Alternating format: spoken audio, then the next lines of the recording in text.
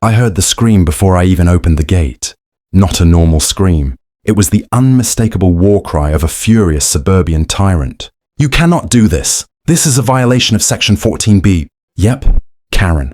My next-door neighbor, HOA board member, self-appointed moral guardian of our street, and full-time destroyer of joy. I pushed the gate open with my shoulder, arms full of pool floaties shaped like pizza slices, and stepped into my backyard like I was walking into a battlefield. Sun hitting my face, water shimmering, music low but upbeat, everything ready for my annual pre-summer pool warm-up. Karen stood there, arms crossed tight enough to fuse atoms, glaring at my speakers like they'd personally insulted her. Behind her was her husband, Dave, the quiet man who blinked like he couldn't believe he'd ended up here. I sighed. "Morning, Karen. Beautiful day to relax, yeah?" Her nostrils flared. "You didn't submit a pool gathering request form." "A what?" "A pool gathering request form," she repeated, each word sharper than the last. I blinked at her. "You mean inviting my friends over to hang out?" "Yes," she snapped, lifting a clipboard, her weapon of choice. "Any event involving more than 3 non-residents requires HOA notice and approval." I couldn't help but laugh. "Karen, it's literally just a few friends and some music. It's not Coachella." She stepped closer, whisper hissing. "Not with that inflatable pizza slice. That suggests a festive gathering. I swear I'm not making this up." My friend Mia poked her head from inside the house, sunglasses on, holding a tray of popsicles. Everything okay?" Karen spun. "No, everything is not okay. This aquatic disturbance is not approved." I could see my friends inside watching through the kitchen window, trying not to laugh. Someone even filmed. "Great." I crossed my arms. "Karen, the party's happening. I'm not cancelling because you think my floaties are too festive." Karen jabbed her clipboard toward the pool. "If you proceed, I will report you to the full HOA board, and I will personally ensure you're fined." The tension hit like humidity before a storm. I felt that mix of irritation and disbelief that only HOA drama can create. Then Karen delivered the final blow. "I can, and will, shut down this pool party." A moment passed. Then I smiled, slowly, because that's when I realized something. Something delicious. If Karen wanted a war over water, then maybe a pool party wasn't the event I was hosting anymore. Maybe it was time for something bigger, something stealthier, something she could never regulate. A secret water war. The moment Karen stormed off, heels clacking like a furious metronome, the backyard finally exhaled.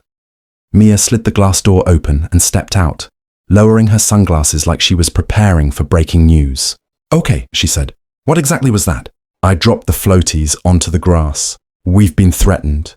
Officially. Inside, my friends gathered near the sliding door, their faces pressed to the glass like kids at an aquarium. When I told them what happened, someone muttered, "Bro, only you could turn a pool day into an HOA hostage situation." I shrugged. Talent. Mia sat beside me on the lounge chair, voice low. "She's not kidding, you know. Karen lives for this. I think she sleeps with the HOA handbook under her pillow." "Oh, she definitely does," I said, probably highlighted. But then something shifted. That dangerous spark you get when annoyance and adrenaline form a conspiracy inside your brain. "Guys," I said, sitting up, "forget the party. We're changing the mission." Everyone leaned in. "We," I declared, "are going to have a secret water war." A beat of silence. Then several gasps. One, "I'm in," and someone whispered, "Oh, hell yes." Mia grinned. "So like, water balloons? Squirt guns? Everything," I said. "If Karen thinks she can regulate pool gatherings, wait till she tries regulating spontaneous hydration exercises." This got an immediate laugh, but underneath it was something else. That shared sense of rebellion. The kind that comes from years of dealing with HOA rules like no lawn flamingos taller than 24 inches, and no wind chimes that exceed 40 decibels. Within minutes we began prepping. Balloons filled, squirt guns loaded, buckets stationed around the pool perimeter like defensive artillery. It felt like we were planning a heist, a really wet heist. But then, my back gate clicked. Everyone froze. The sound was subtle, but sharp enough to slice through the music. I got up slowly, heart thumping, and there she was, Karen, standing just inside my yard. No knock, no permission, just in. Her eyes widened when she saw the water balloons lined up like an armory display. "What?" she shrieked. "Is this?" I stepped forward. calm, steady. It's a private activity, for residents only. You can't. This is an unsanctioned event, she sputtered, pointing at a neon bucket like it was illegal contraband. Behind me, someone whispered, "Is she going to call the National Guard?" Karen took a dramatic breath. "I am issuing a formal cease and desist."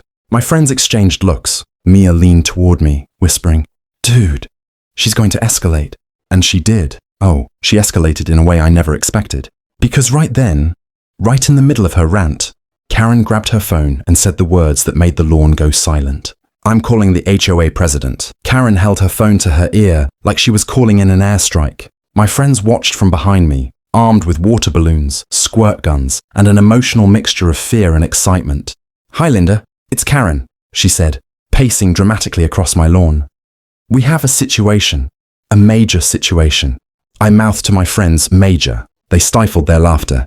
Karen continued her meltdown, her voice loud enough for half the block to hear. "He has weapons." My eyes widened. "Weapons? Seriously?" She waved an angry hand at me, hissing, "Water weapons!" From the phone speaker came Linda's muffled sigh. The kind of sigh parents use when their toddler throws a tantrum about the air being too breathable. Then, "Fine, I'll come take a look." Karen hung up and gave me a victorious smirk, like she'd summoned the final boss in an HOA video game. 10 minutes later, a silver sedan rolled up in front of my house. Out stepped Linda, a calm, 60-something woman who always dressed like she was one cup of tea away from falling asleep. Karen practically sprinted toward her. "Finally, thank you for coming.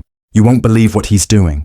Linda walked into my yard, surveyed the pool, the balloons, the squirt guns, and then looked at me like she wanted me to explain my entire existence right there. I stepped forward. "Linda, I'm having friends over. Karen thinks it's the apocalypse." Karen jumped in. "He's hosting an illegal aquatic gathering." And, I added, she broke into my yard without permission. Linda's eyebrows shot up. "Karen, did you enter his property without knocking?" Karen stiffened. "I had authority." "No," Linda said gently. "You did not." My friends gasped. One whispered, "Bro, she got reverse U-node." Karen's face twisted. "But there are water balloons and those atrocious pool toys." Linda squinted at the inflatable pizza slice. "That one's kind of cute, actually." Karen let out a sound, somewhere between a gasp and a dying kettle. Linda turned back to me. "Just keep the noise reasonable, all right?" I nodded. "Of course." Karen's jaw dropped. "That's it? That's all you're going to do? This is a violation of..." Suddenly, splash, a wave hit her legs. Cold water, unexpected. Everyone whipped around. Standing on the pool steps was my friend Carlos, holding a bucket, his face frozen in horror. I slipped," he stammered. Karen looked down at her soaked shoes, then up at all of us. Her eyes narrowed into something feral, something unhinged, something world-ending. "You want water," she whispered. "I'll give you water." She stormed off toward her house, fast, determined. And that's when Mia murmured, why do I feel like she's coming back with something insane?" She was right. We just didn't realize how insane. We barely had 2 minutes of silence before we heard it. The sound of something being dragged across concrete. "Scrape, scrape, scrape." My friends froze. Mia whispered, "Tell me that's not what I think it is." Then Karen appeared, and she wasn't alone. She marched into my yard wielding the suburban equivalent of a doomsday device, a commercial-grade garden hose nozzle, metal, industrial, and blasting water like it had personal vengeance. "This," she announced, "is HOA approved." The stream shot straight across my lawn, carving through the air like a fire department training drill. My friends scattered instantly, screaming, diving behind lawn chairs, slipping across wet tiles. I ducked behind the grill. "Karen, are you insane?" She roared over the water blast. "You started this!" Mia yelled back. "You walked into his yard." But it was too late. Diplomacy had drowned. Karen swept the hose like a machine gun, spraying everything. The pizza floaty went rolling across the grass like it was fleeing for its life. Then Carlos, bless his reckless heart, popped out from behind the patio pillar. "Counterattack!" He launched a water balloon that arced beautifully, cinematic even, and exploded across Karen's shoulder. She screamed, like a dragon discovering rain, and suddenly the war was on. My team burst from hiding with water balloons, squirt guns, and buckets, charging like a slow-motion army in a budget action movie. Karen braced herself, gripping the hose with the determination of someone who ironed their HOA handbook. Water flew everywhere, over the fence, across the grass, into the pool. On to Linda, who was still standing there, horrified and speechless. At one point, Dave, silent, exhausted Dave, appeared at the fence. He didn't try to stop anything. He just raised his coffee mug in defeat, muttered, "Good luck," and walked back inside. I finally saw my opening. I sprinted toward Karen, bucket in hand. She saw me coming. She twisted the nozzle, unleashing a full pressure blast straight at my chest. Cold water slammed into me, but I kept going, slipping, sliding, almost dying dramatically, until I got close enough.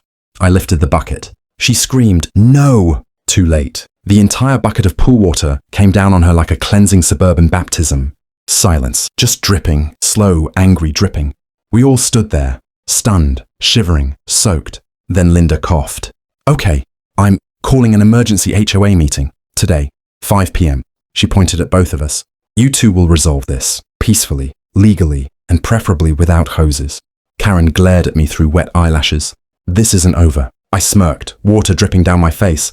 "It kind of feels like it is." But little did I know, the HOA meeting would unleash a whole new level of chaos, one that made the water war look like a warm-up. If this Karen showdown hit home, tap like. It tells the algorithm you stand with people who refuse to be pushed around. Subscribe to Karen Edition so you never miss another moment of real-life pushback and quiet victories. And tell me below, in my shoes, what would you have done?